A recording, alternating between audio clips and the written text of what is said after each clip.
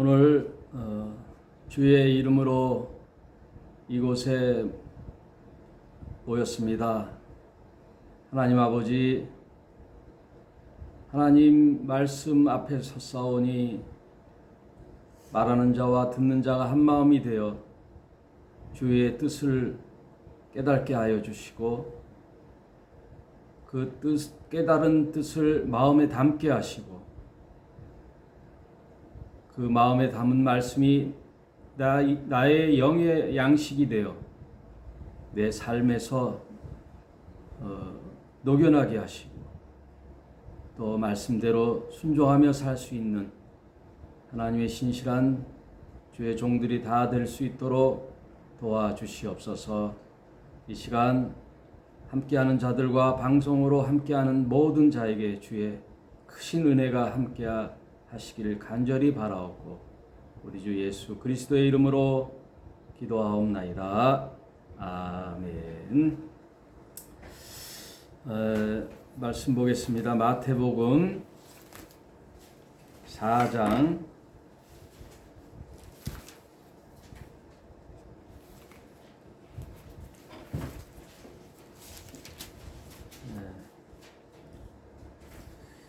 주중에도 이제 계속해서 이제 하잖아요. 신약 통독만큼은 좀 이렇게 자세히 읽어가면서 그 중에서 중요시 생각되는 거 방송으로 이렇게 하겠습니다. 마태복음 4장 18절 우리 한 목소리로 읽어볼까요? 시작. 갈릴리 해변에 다니시다가 두 형제 곧 베드로라 하는 시몬과 그 형제 안드레가 바다에 금을 던지는 것을 보시니 저희는 어부라 말씀하시되 나를 따라오너라 내가 너희로 사람을 낚는 어부가 되게 하리라 하시니 저희가 곧 그물을 버려두고 예수를 쫓느니라. 거기서 더 가시다가 다른 두 형제 곧 세베대의 아들 야고보와 그 형제 요한이 그 부친 세베대와 한 가지로 배에서 그물을 깁는 것을 보시고 부르시니 저희가 곧 배와 부친을 버려두고 예수를 쫓느니라. 예수께서 온 갈릴리에 두루 다니사 저희 회당에서 가르치시며 천국 복음을 전파하시며 백성 중에 모든 병과 모든 약한 것을 고치시니 그의 소문이 온 수리아에 퍼진지라. 사람들이 모든 앓는 자 곧 각색 병과 고통에 걸린 자 귀신 들린 자 간질하는 자 중풍병자들을 데려오니 저희를 고치시더라. 갈릴리와 데가볼리와 예루살렘과 유대와 요단강 건너편에서 허다한 무리가 쫓으니라. 아멘. 오늘 이 본문으로 제자를 부르심이라는 제목으로 말씀을 나눠 보도록 하겠습니다. 지난 시간에 이어서 생각해 보니 세례 요한은 그 요단강 하류 쿰난이라는 그 지역, 그래서 세례 요한을 따르던 무리를 쿰난 공동체라 그래요. 그래, 쿰난 공동체는 광야죠. 보통 사람들이 모여 사는 그런 지역하고 좀 외곽 지역에 거기에 이제 세례를 줘야 되니까 요단강 쪽 하류 쪽에 쿰난 지역, 그래서 쿰난 공동체.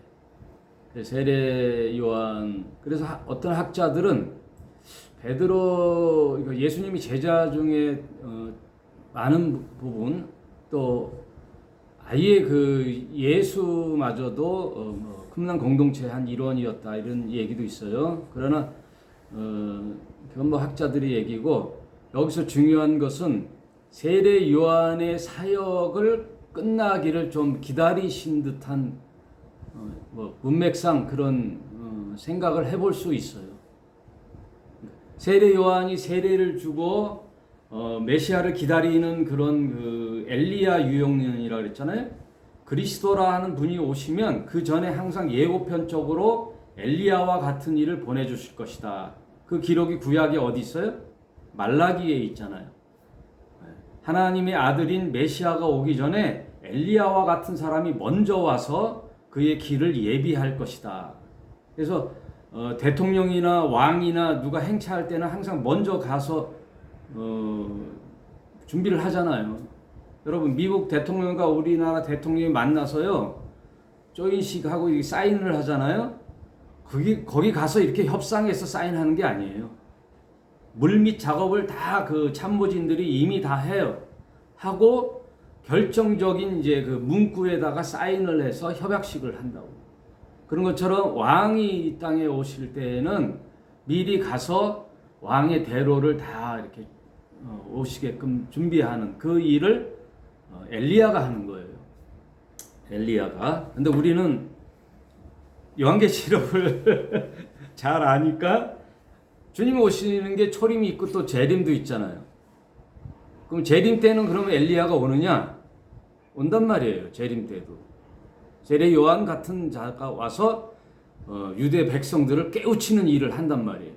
그럼 재림 예수님이 오시기 전에 이스라엘을 다시 깨우칠 자가 누구죠? 엘리야와 같은 이예요. 꼭 엘리야가 아니라 엘리야와 같은 일을 하는 자. 그래서 두 증인이 나온다 그랬죠. 두 증인이 그래서 제가 계시록 공부할 때 두 증인이 누구다? 엘리야와 모세다. 왜? 이스라엘 백성 중에서 가장 존경하고 위대한 인물 중에 선지자의 대표, 제사장의 대표라고 할 수 있는 모세와 엘리야. 그래서 하나님이 뭐라 그래요?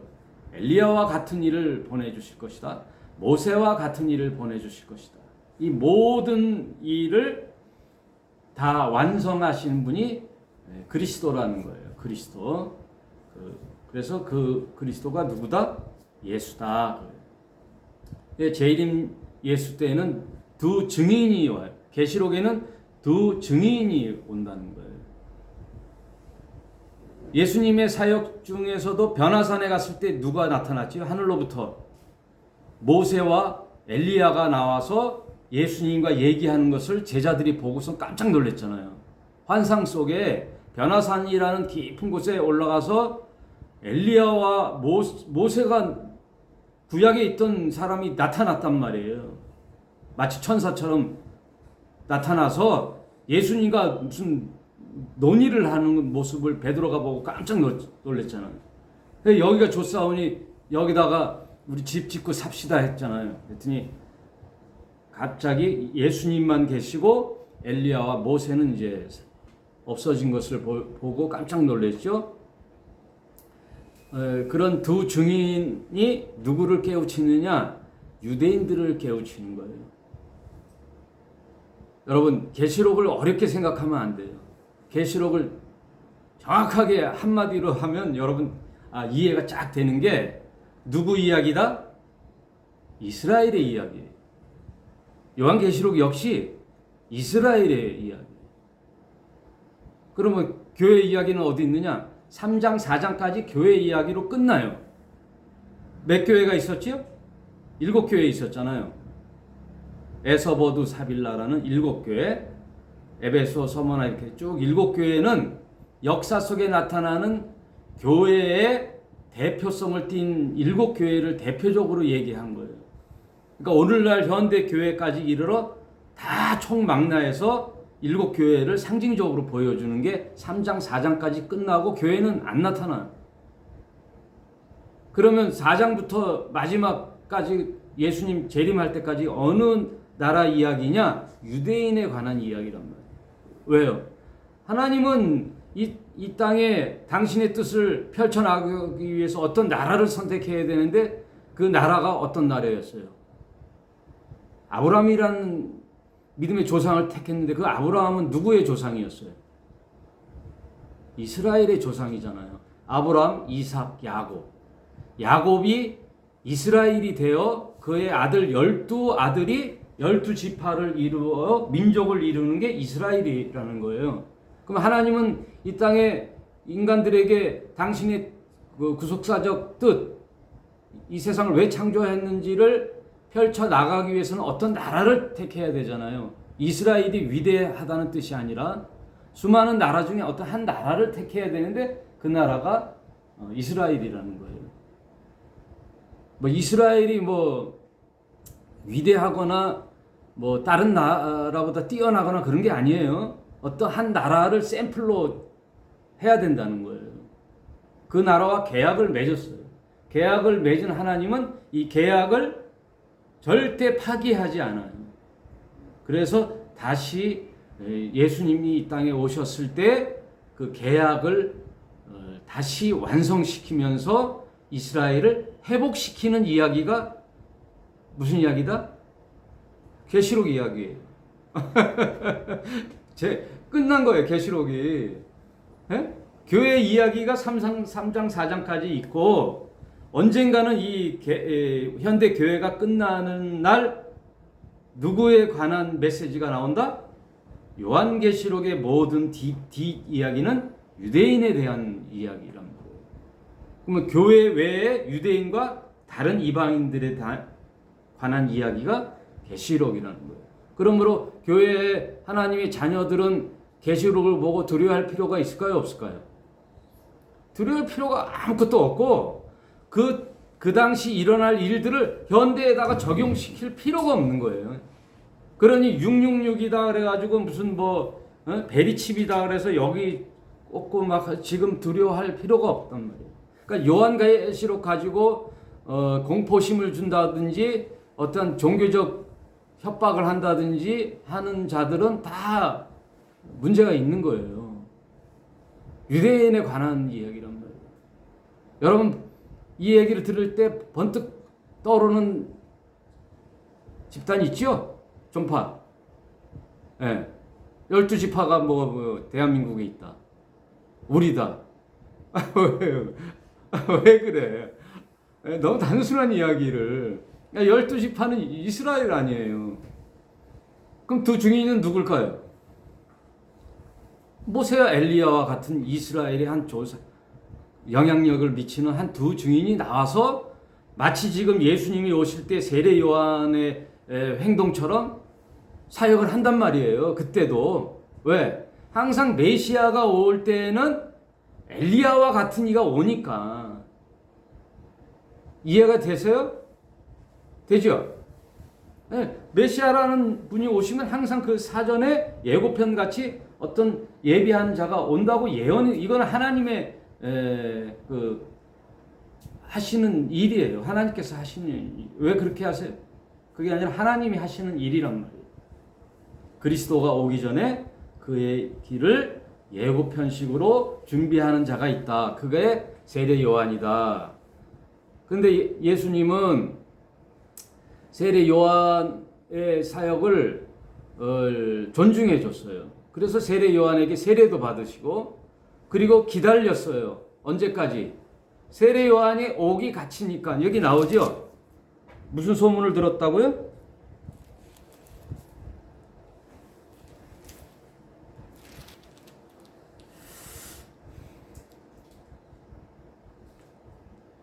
어떤 소식을 들었죠?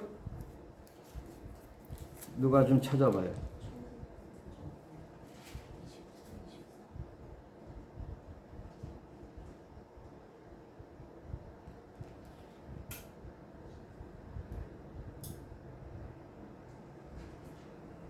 여기 있네. 12절. 12절 있죠? 4장. 예수께서 요한의 잡힘을 들으시고 갈릴리로 물러가셨다가, 그러니까 요한이 그 헤롯의 죄를 지적하니까, 예? 헤롯의 죄를 지적하자 헤로디아에 해서 춤을 막 잔치 때 춤을 추니까 그 딸에게 뭐라 그러죠? 네 소원대로 해줄 테니 네 소원이 뭐냐 그랬더니 헤로디아의 딸이 뭘 요구했어요? 여러분 요새 유치원 애들 막 춤추는 거 있죠? 여기 이상한 배꼽 나오고 이렇게 하는 춤 있잖아. 막 펀치, 벨리 댄스. 그게 시초가 여기에요. 헤로디아의 딸. 그러니까 헤롯의 생일 잔치 때 많은 권세자들 위력자들 모아놓고 생일 잔치할 때 춤을 추니까 막 박수를 치면서 네 소원이 뭐냐고 많은 사람들 앞에 공개적으로 하니까 생각지도 못한 세례 요한의 목을 요청했잖아요. 그랬더니 물을 수가 없으니까 세례 요한을 잡아다가 옥에 가뒀어요. 옥에 가뒀다는 소문이 이제 예수님이 들으신 거예요. 그러니까 예수님도 이제 약간 이제 그 공생애를 준비하면서 이제 시기를 보는 거예요. 그리고 세례 요한이 이제 옥에 갇혔다는 얘기를 듣고 이제 하는 거예요. 왜? 세례 요한이 세례를 베풀고 요단강에서 활동할 때 예수님도 또 막 회개하라 이러면 뭐예요? 에? 이게 옳은 거야? 저게 옳은 거야? 하고 막 헷갈릴 거 아니에요. 이 사람도 막 하고 어디로 가야 돼? 그런 게 아니란 말이에요. 세례 요한의 사역이 끝나고 옥에 갇혔다는 얘기를 들으니까 그때서야 비로소 뭐라고 나와요. 이때부터라는 걸 그러니까 성경을 읽을 때는 그 흐름을 잘 봐야 돼요. 이때부터 예수께서 비로소 뭘 비로소라는 거예요? 세례 요한의 사역이 끝나고 전파하여 가라사대. 그러니까 세례 요한이 목 베어 죽는다는 것을 이미 예수님은 알고 계셔요. 그분 메시아가 이제 천국 복음을 공생애를 시작할 때가 됐구나 하고 엘리야와 같은 세례 요한의 사역을 이어서 하늘나라 복음 전파를 시작했다 하면서 세례 요한의 외침과 똑같잖아요. 회개하라, 천국이 가까이 왔느니라. 천국이 가까이 왔는 걸 어떻게 알 수 있어요? 천국이신 예수님이 이 땅에 오신 거예요. 예수님이 하나님 나라의 본체이시기 때문에 하나님 나라 예수님이 오신 그곳이 천국이에요. 여러분, 천국이라는 것은 가상적인 저 하늘 위에 그게 아니라 통치자이신 하나님이신 예수님이 이 땅에 와서 말씀하시는 이 통치 영향력이 통치 행위가 하나님 나라라는 거예요. 그래서 예수님이 나중에 그러죠. 하나님 나라는 여기 있다 저기 있다가 아니라 지금 네 마음에 있느니라. 이미 예수님이 이 땅에 오신 것은 천국이 오신 거예요. 오셨으니 회개하라는 거예요. 회개하라. 네, 잘 따라오고 계시죠? 네, 여러분 말씀 하나하나 들을 때 이미 여러분들은 이제 초신자를 지나 말씀의 맥을 알기 때문에 이런 거구나. 이런 뜻은 이런 거구나 하고 말씀으로 이해하시고 잘근 씹어 잡수셔야 돼요. 예? 여러분 씹어 잡수셔야 돼. 다른 일보다 하나님 말씀 듣는 일을 더 사모하고 바짝 이렇게 관심을 갖고 공부하셔야 된다고요. 예? 우리 박 시장님 이제 커피에 대해서는 마스터잖아요. 그런 것처럼 뭐 하나 딱 알았으면 뭐 마스터가 돼야 돼. 예? 요새 트로트 뭐 또 오디션 하는데 장윤정 씨 대단하잖아요.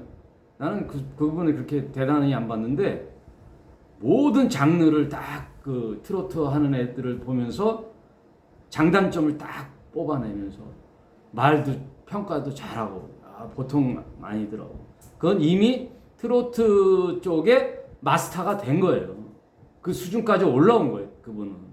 그러니까 대선배인 김연자나 진성이나도 다 인정하고 옆에 있잖아요. 말 안 하고 있잖아. 그 친구가 주도적으로 하잖아. 센터에서 딱 하잖아. 그렇다고 선배 말도 무시하는 게 아니라 같이 이제 공감하면서 오디션의 주체가 되어 마스터의 센터에서 딱 하는 걸 보고 저분은 이미 이제 그 경지에 이르렀구나. 그런 것처럼 여러분도 성경을 다른 것보다 성경에 어느 정도 이렇게 알게 됐을 때 기쁨이 있어요. 그러면 보여요. 참 신자와 참 종교와 참 신앙이 보여요. 아, 저건 가짜구나, 거짓이구나, 이런 게 보여요. 저도 요한계시록을 몇 회를 하고 나니까 이제서야 빵 뚫리는 기분이 들어요. 아, 요한계시록이라는 것은 이런 거구나 하고 큰 줄기가 보인단 말이에요. 여러분도 전문가, 완전 전문가까지 되라는 얘기는 아니고, 아, 성경이 이 얘기구나라는 것은 이제 통독을 통해서 이제 하면 돼요. 여러분, 우리 구약 다 했죠?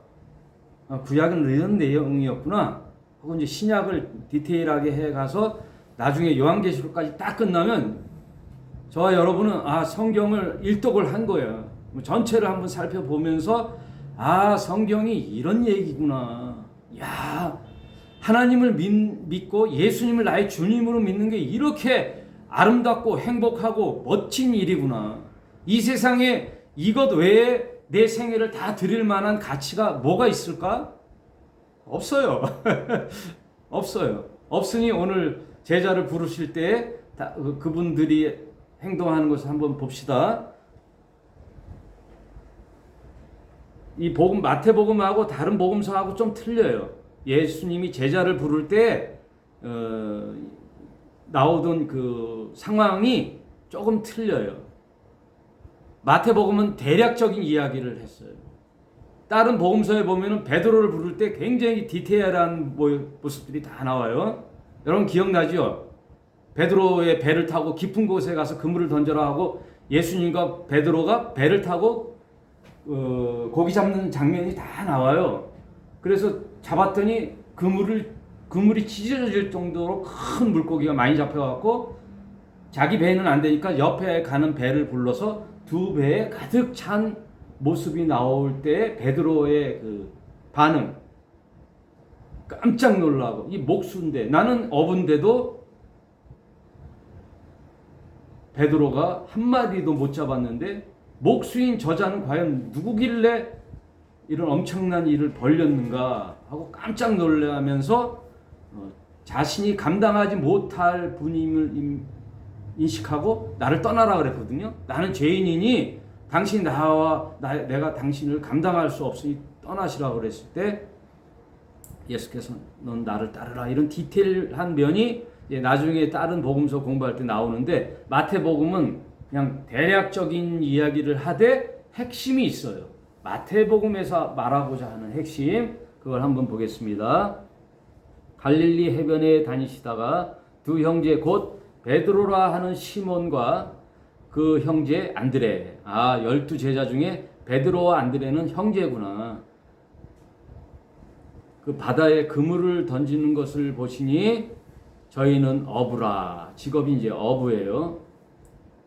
말씀하시되 나를 따라오너라, 내가 너희로 사람 낚는 어부가 되게 하리라 하시니 하고, 그 내용은 다른 복음서에 자세히 있어요. 그런데 여기는 대략 이렇게 얘기를 한단 말이에요. 네? 여러분 사복음서 공간복음 서두에 얘기했죠? 네. 마태복음도 다른 복음서를 참고해서 이렇게 기록했단 말이에요. 그러니까 나는 여기선 이런 기록을 해야 되겠구나 하고 마태가 이제 생략을 한 거예요. 그랬더니 20절 저희가 곧 그물을 버려두고, 이제 마태복음에서 강조하고 싶은 것이 바로 이거예요. 곧. 좀 생각을 해보고가 아니에요. 목사라는 좀 범상치 않은 분이 나를 따라오너라 하는데 내가 당신을 언제 봤다고 따라가야 됩니까? 가만히 있어 보세요. 예? 나 처자도 있어요. 베드로 결혼했을까요? 안 했을까요? 했잖아요. 왜? 베드로 장모가 열병에 난 걸 예수가 고쳐주니까. 그리고 처가살이 한 것 같아. 왜냐하면 장모 집에 살았으니까. 그리고 갑자기 어떤 나사렛 목수라는 저 이상한 자를 쫓아다닌다 그러니까 찬성할 장모가 있어요, 없어요? 예? 우리 민영 아빠가 지금 회사에 잘 다니다가 때려치고 산에 올라가서 누구 따라다닌다 그러면 예? 민영 할머니가 가만 놔두겠어? 안 돼. 그런 상황이랑 비슷해요. 그런데 베드로의 장모가 열병에 앓고 있었거든요. 거의 죽을 병에. 거기서 예수가 그 열병을 고쳐주니까 그 장모가 베드로가 그 예수를 따라다니는 것에 마음이 이제 허용될까요, 안 될까요? 아, 이분 보통 분이 아니구나. 그러니까 그런 내용이 다 이제 있는 거예요. 유추 해석할 수 있는 거예요. 아, 예수님이 열병을 고쳤구나 하고 끝나면 안 돼. 아, 그런 상황이구나. 그래서 베드로의 제자됨에 그 가족이 이제 찬성하는 모습을 볼 수가 있어요. 그렇게 했다고 생각해 볼 수가 있는 거죠. 근데 여기서는 이제 그 상황을 딱 이렇게 정리를 해주는데 뭐가 나와요? 곧. 여러분, 곧이에요. 곧. 그리고 그물을 버려두고 이제 뒤에 두 제자가 또 나오는데 그 같은 내용이니까 한번 살펴봅시다. 거기서 더 가시다가 다른 두 형제 곧 세베대의 아들 야고보와 형제 요한. 그러니까 재밌는 게 베드로와 안드레가 형제고요. 세베대 이제 아들인 야고보와 요한이 또 형제예요. 형제끼리 부르는 거예요. 네. 불러서 한 가지로 배에서 그물 깁는 것을 보시고 부르시니 베드로와 안드레를 부르는 것처럼 또 부르는 거예요. 그랬더니 여기는 좀 다른 게 있어요. 저희는 야고보와 요한이죠. 곧 배를 버려두는 거는 같아요. 그죠? 베드로와 안드레와 똑같단 말이에요. 곧 베드로와 안드레는 그물을 버려뒀는데 여기는 좀 더한 게 부친을 버려두고 예수를 쫓으니라. 부친을 버려두고. 그러니까 여기서 한번 생각해 볼게. 아, 예수를 따르던 제자들은 망설이지 않았다는 거예요. 곧 바로 권세자와 뭔가 권위 있는 저분 그 예수를 곧바로 쫓았다는 거예요. 그리고 생계의 가장 중요한 예수님을 따르기 전에 가장 중요하게 여겼던 게 뭐예요? 생계 수단이잖아요. 배, 그물 이런 것들이 내 육체의 생명의 가장 중요한 재산인데 여러분 용달차를 운행해 갖고 먹고 사는 사람이 용달차는 생계의 가장 중요한 수단이잖아요. 그런 것처럼 이들은 배와 그물이 중요한데 그걸 버려두고 그리고 또 야고보와 요한은 부친을 버려두고 예수를 쫓으니라. 이런 기록들을 볼 때 적용을 한번 우리에게 한번 해보자는 거예요. 저와 여러분이 이 세상에 살아가면서 가장 중요시 여기는 부분이 뭔가 한번 생각해 볼 수 있어요. 여기서 이제 그 유대인들의 기록 방식이 있어요.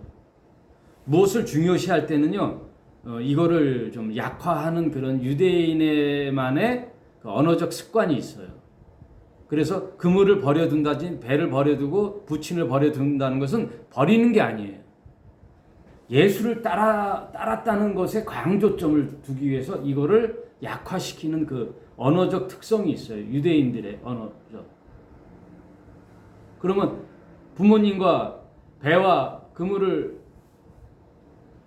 뭐 가치 없게 생각하느냐? 그게 아니에요. 여기서 중요한 거는 예수 따르는 삶이 이들의 생애에서 가장 중요한 가치였다. 자기의 전생애를 들여 예수를 따를 만한 결정을 하고 따르는 거죠. 아, 저분에게는 내 생애를 전부 들여 살아가야 할 가치가 충분하신 분이구나. 그리고 결정을 내고 예수의 제자가 되고자 따라다니는 거예요. 그랬을 때 예수님이 뭐 이제 어떻게 하셨느냐? 예수님의 제자들을 불렀다는 거예요. 하늘에서 오신 메시아가 그냥 당신 혼자 스스로 천국 복음을 탁 전파하면서 그들에게 회개하라 그러고 이제 돌이키는 자들은 구원시켜주고 이렇게 하면 되는데, 제자를 삼는다는 것은 뭐냐 하면 예수님이 이제 오래 이 땅에 계시지 않는다라는 이야기예요. 우리는 이미 알죠? 예수님은 3년 6개월의 메시아 공생의 사역을 하고 떠나갈 것을 미리 아셔요. 예수님은 미리 아신단 말이에요. 그래서 나중에 그 나사로가 죽었다는 소식을 들었을 때 예수님이 예루살렘에 올라가면서 뭐라 그런 얘기가 나오죠?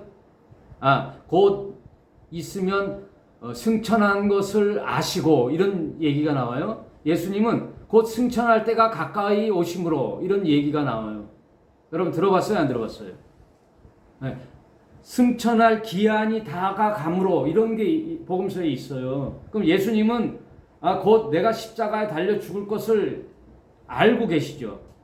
왜? 그걸 자처하러 오셨으니까. 그리고 승천할 기한이 언제라는 걸 알고 이 땅에 오셨단 말이에요. 왜? 그분은 신이시니까 이 세상에 어떻게 하나님의 섭리가 이루어질 계획을 다 하고 있다는 얘기예요.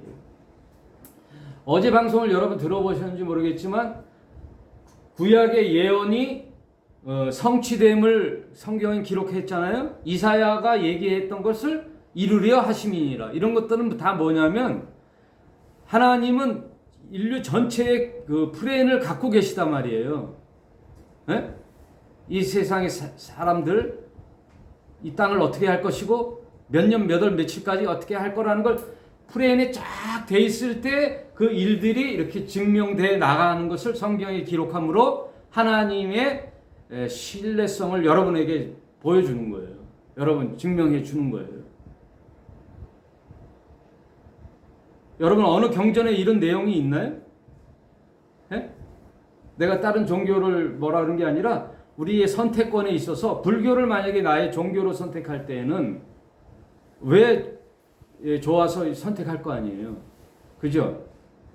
다른 종교, 불교 말고 다른 종교를 선택할 때에는 이유가 있어서 선택할 거예요. 아니에요. 그리고 종교가 없이 나는 아무 무종교도 하고 사는 사람도 어떠한 자신의 판단 하에 결정할 거 아니에요. 근데 성경만큼은 뭐를 증명하느냐? 인류 역사의 시작과 끝을 보여주면서 역사마다 하나님이 예언하신 것을 성취해 나가는, 증명을 해 나가시면서 성경에 기록해 놓고 우리에게 선택권을 주는데, 세상 어느 종교의 경전에 예언이 성취됨을 우리에게 리얼하게 보여준 게 있냐고요. 없단 말이에요. 그러므로 성경은 신뢰할 만하다 안 하다? 신뢰할 만하다 이거예요.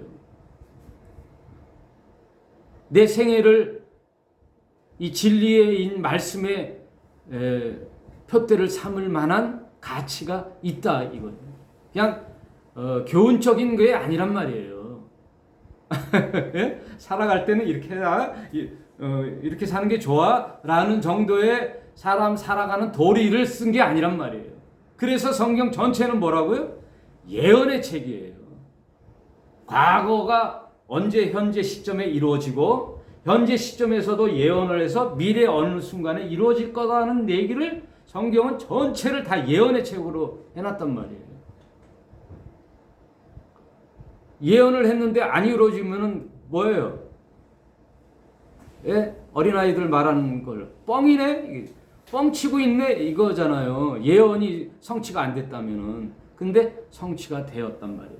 그리고 예수님도 3년 6개월이라는 공생애를 생각하면서 죽는 날이 다가올 것을 이미 알았잖아요. 왜? 6월절에 예수님 죽으셔야 되거든요. 6월절 어린 양으로 오셨기 때문에. 그것은 뭘 이루기 위해서 하시는 거예요? 구약의 어린 양 예수가 이 땅에 메시아로 온다는 것을 성취하시기 위하여 예수님은 언제 돌아가셔야 돼요? 6월절에 돌아가셔야 되는 거예요. 이런 것들이 맞아야 그분은 그리스도이심을 증명이 되는 거예요.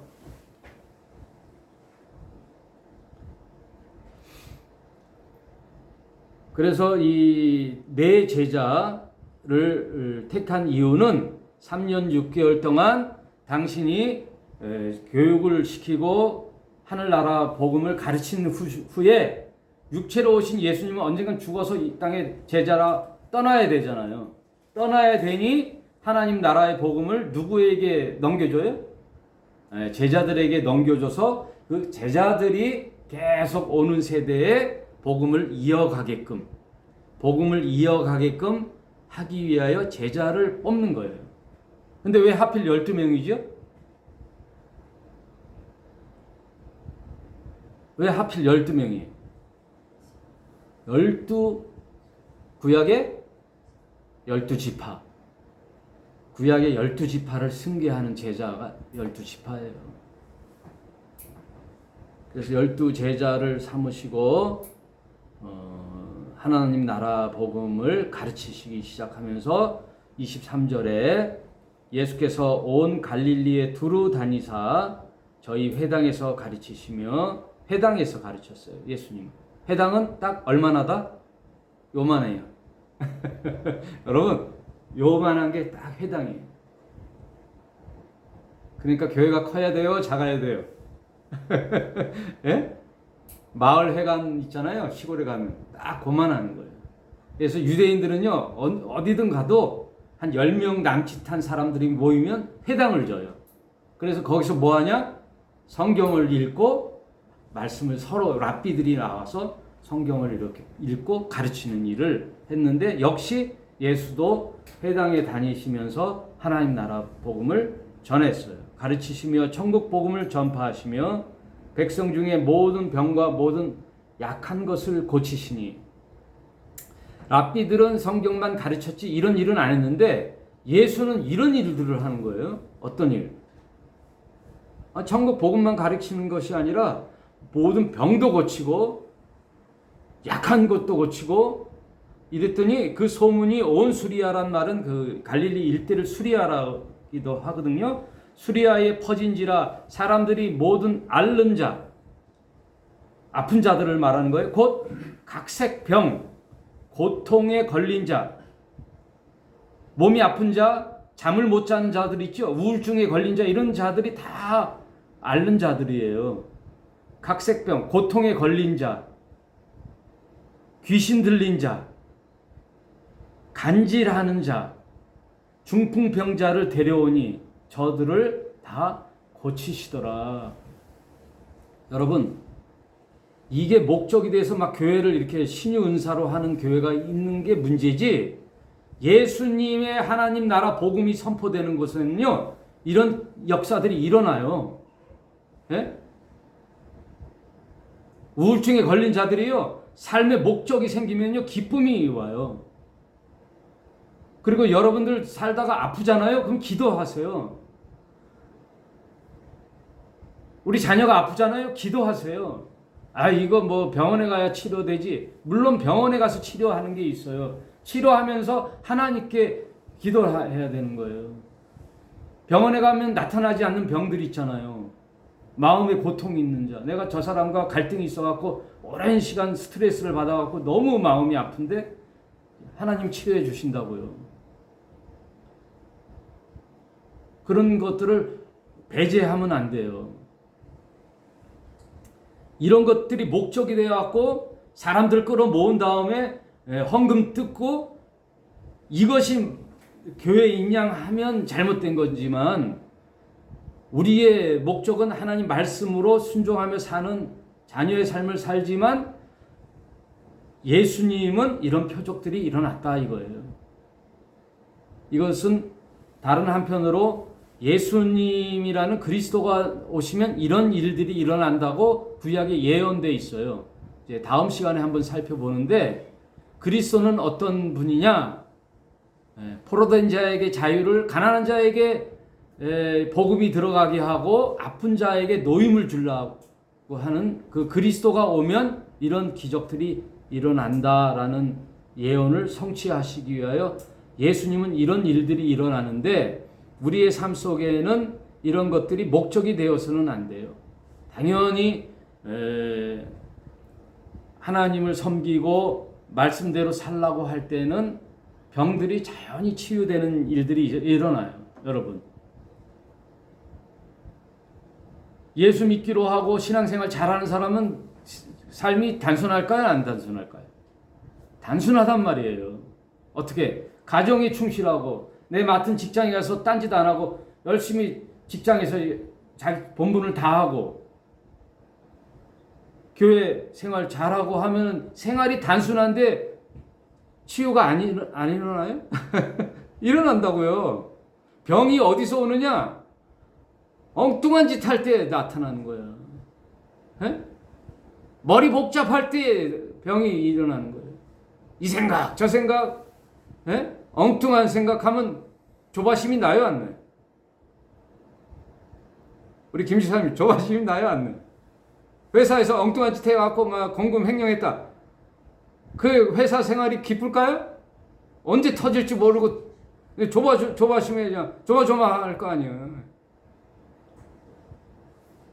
가정생활에서 엉뚱한 짓 했다.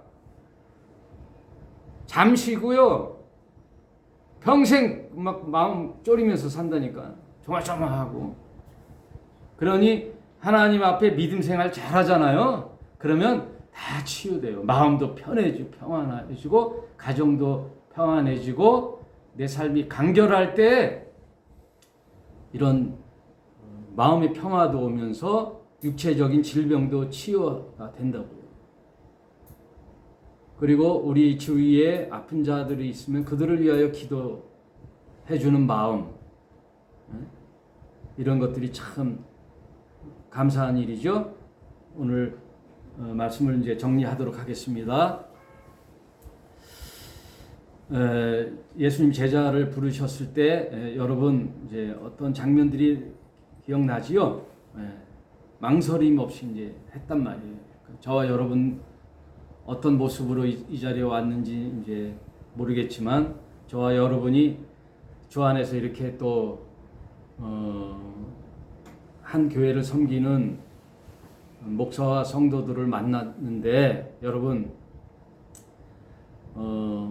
여러분의 삶 속에서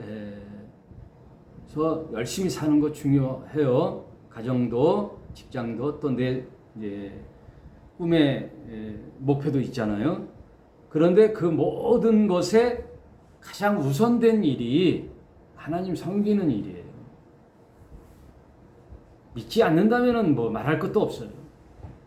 예수를 나의 주님, 하나님을 나의 하나님으로 믿지 않는다면 그들이 뭐 하고 살든지 뭐 관계가 없어요. 그러나 신자로 살기로 다짐한 저와 여러분은 가장 이 세상에 중요한 가치를 하나님 섬기는 일에 두란 말이에요. 그런다고 해서 하나님이 내 생애를 다 뭐 송두리째 다 빼앗으시느냐? 아니고 가장 중요한 가치, 그 다음에 중요한 가치를 이렇게 선별해서 살게 하신단 말이에요. 부모 섬기는 일을 성경에서는 중요하다고 얘기하시는데 여기서 부친을 버려두고라는 것은 다른 의미예요.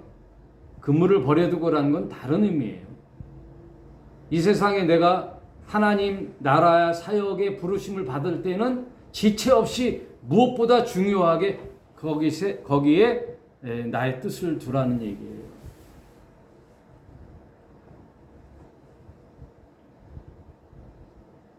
그런 자가 지혜로운 자예요.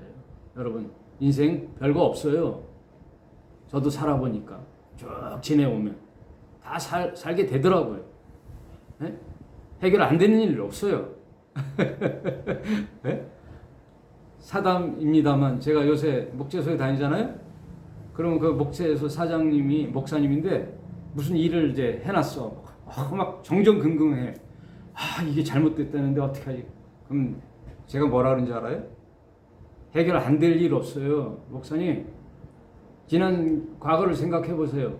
5년 전에 내가 이거 어떡하지 했던 일 지금까지 고민하고 있나요? 아니거든요. 시간이 가면 다 해결돼요. 인간사 모든 고민과 일들 해결이 안 될 것 같은 어마어마한 일들이요. 지나가 보면 다 해결돼 있어. 그러니 그때 그 마음 조바심 막 할 필요가 없어요. 다 시간 가면 해결돼요. 그러니 뭐에 나의 소중한 가치를 두라? 내 영혼 살리는 구원하는 일에 나 이제 하나님의 자녀가 되어 신자의 삶을 영생의 삶을 살게 됐어. 그러니 이 가치를 가장 소중한 보화와 같이 여기는 저와 여러분의 삶이 되시길 바랍니다. 오늘은 여기까지 말씀을 나누도록 하겠습니다. 다음 시간부터는 마태복음에서 가장 중요하고도 성경 전체의 핵심 중에 핵심이라고 하는 핵이에요. 핵. 동그란 거 중에 제일 가운데에 있는 게 뭐래? 핵심이라고 그러죠. 그게 5장이에요. 심지어 어느 말까지 하느냐? 성경 전체를 모르고 마태복음 5장, 6장만 알아도 여기 뭐예요? 팔복이거든요. 하나님을 섬길 수 있을 정도예요. 굉장히 보화와 같은 말씀이 마태복음 5장에 있어요. 그 5장을 한 절 한 절 읽으면서 하나님 말씀 공부해 보도록 하겠습니다. 오늘은 여기까지 하겠습니다. 감사합니다.